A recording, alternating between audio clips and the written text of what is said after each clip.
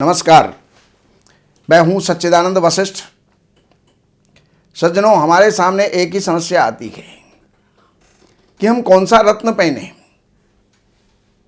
कौन सा रत्न ना पहने। हमारे भाई ज्योतिषी लोग जिसकी दशा चल रही होती है, कभी वो रत्न बता देते हैं, कभी वो रत्न बता देते हैं जो कि आपका नाम है, जिसके हिसाब से उसका स्वामी बनता है। लेकिन नाम जो होता है वो जन्म पत्री के आधार पर प्रायः कम होते हैं, मनमाने ढंग से रखे हुए नाम होते हैं, इसलिए वहां पर रत्न काम नहीं करते। तो अब हमें जो है कौन सा रत्न धारण करना चाहिए, तो उसके लिए अब मैं तुला राशि के लिए बता रहा हूं, तुला लग्न के लिए बता रहा हूं। तुला लग्न का मालिक जो है वो शुक्र होता है। लग्न को बल देना सबसे श्रेष्ठ होता है। लग्न हमारा शरीर है, लग्न हमारा मस्तिष्क है, इसलिए लग्न को बलवान होना बहुत जरूरी है। इसलिए आप हीरा रत्न धारण कर सकते हैं। दूसरे नंबर पर दूसरा स्थान वो जो है वृश्चिक राशि है, मंगल वहां का मालिक है। तो मंगल और शुक्र आपस में मित्र नहीं है, इसलिए मूंगा आप ना पहने। दूसरे नंबर पर द्वितीयेश जो मंगल है वो सप्तमेश भी है। तो सप्तमेश और द्वितीयेश ये मारक, प्रबल मारक, डबल मारक हो जाता है। इसलिए आपको मूंगा रत्न, कोरल ये आपको कभी भी नहीं पहनना चाहिए। तीसरा स्थान है वो आपका धनु राशि में आता है, और ये धनु का मालिक बृहस्पति है जो षष्ठेश्वी है। त्रिषट आय ये पापी स्थान होते हैं। तो तीसरे स्थान के और छठे स्थान के मालिक होने के कारण से बृहस्पति आपकी कुंडली में पापी है, इस कारण से भी पुखराज आप नहीं पहन सकते। और दूसरे नंबर पर शुक्र का शत्रु है, लग्नेश का शत्रु है, इसलिए भी आपको पुखराज धारण नहीं करना चाहिए। चाहे कोई आपको कितना ही बता रहा है, लेकिन पुखराज आपको नहीं पहनना चाहिए। चौथे स्थान का मालिक आपके शनि है, पांचवें स्थान का मालिक भी शनि है, केंद्र का मालिक भी है और त्रिकोण का मालिक भी है। तो केंद्र और त्रिकोण का मालिक होने से अति शुभ है। आपकी कुंडली के अंदर शनि कारक है, योग कारक है, इसलिए आपको नीलम रत्न धारण करना चाहिए, अवश्य करना चाहिए। यह सबसे ज्यादा लाभकारी रहेगा। छठे स्थान का मालिक जो है बृहस्पति है, उसका रत्न जो है पुखराज होता है, वो मैं पहले मना कर चुका हूं। सातवें स्थान का मालिक मंगल है, उसका रत्न मैंने मना कर दिया है।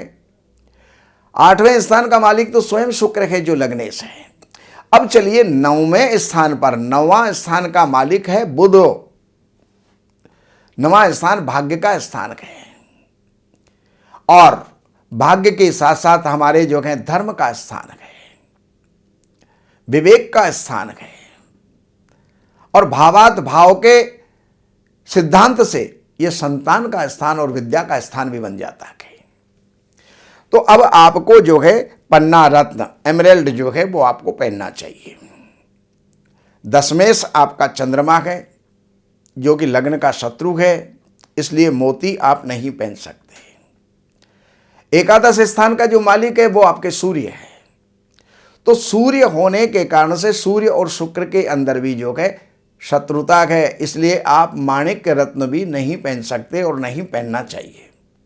द्वादशेश आपका बुध है, तो पन्ना रत्न आपको धारण करना ही करना चाहिए। तो अब जो है कुल मिलाकर के आपकी कुंडली के हिसाब से, आपके लग्न के हिसाब से, आपकी राशि के हिसाब से 3 रत्न आपके सिद्ध होते हैं।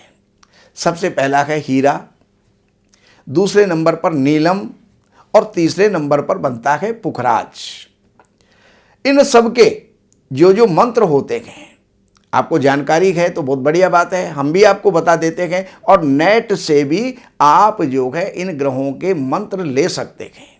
लग्नेश शुक्र, ओम द्रांग द्रींग द्रोंग शाह शुक्राय नमः, इस मंत्र के 11,000 मंत्र जाप करके, 11 माला का हवन करके, और फिर आप उसको प्राण प्रतिष्ठित करवा करके आप पहनिए। नीलम के लिए शनि गए तो प्राम प्रीम प्रोम सह शनये नमः, वही 11,000 मंत्र, 10वां हिस्सा हवन और प्राण प्रतिष्ठित करवा करके आप नीलम पहने। तीसरे नंबर पर आपके है पन्ना, ओम ब्राम ब्रीम ब्रोम सह बुधाय नमः, वही 11,000 मंत्र के जाप, 10वां हिस्सा हवन और प्राण प्रतिष्ठित करवा करके आप पहने। तो कुल मिलाकर के आपके 3 रत्न हो गए, हीरा हो गया, नीलम हो गया और पन्ना हो गया। इसके सिवा कोई भी रत्न आप धारण नहीं करें। अब समस्या आती है कि रत्न कहाँ शुद्ध मिलेगा, उसकी परख क्या है, पहचान क्या है। देखिए, कई जगह से रत्न आते हैं, पूरी पृथ्वी हमारी रत्नों से भरी हुई है, लेकिन कौन सा रत्न कहाँ का श्रेष्ठ होता है ये तो जोहर ही आपको बताएगा। लेकिन आप जो है इन नंबरों के ऊपर संपर्क करके हमारे संस्थान से आप अच्छे से अच्छा रत्न आप मंगवा सकते हैं। सर्टिफाइड रत्न होगा, लैब टेस्टेड होगा, जिसको आप दुनिया में कहीं भी टेस्ट करवा सकते हैं। उनको आप धारण करके और आप लाभ उठाइए और जीवन में उन्नत जीवन आप जो है जीवन जिए, यही हमारी कामना है। नमस्कार।